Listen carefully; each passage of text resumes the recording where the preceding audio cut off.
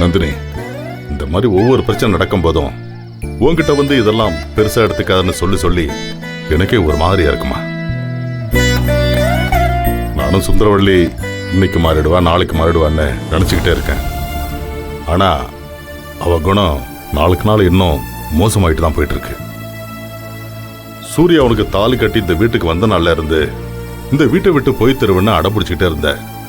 அப்புறம் நானும் உங்க அப்பாவும் கெஞ்சி கூத்தாடி உன்னை இந்த வீட்டில் இருக்க வச்சோம். நானும் காலப்போக்கில் இது சரியாடும்னு நம்பினேன்.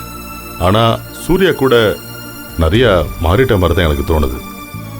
ஆனா சுந்தரவல்லியோட குணம் முன்னை விட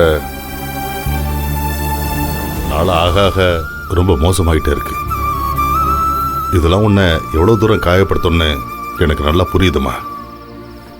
ஒரு வகையில் இன்னைக்கு நீ படுற கஷ்டம் அவமானம் இதுக்கெல்லாம் நான் தான் முக்கியமான காரணமாக இருக்கேன்னு ஒரு மாதிரி ரொம்ப குற்ற உணர்ச்சியாக இருக்குமா.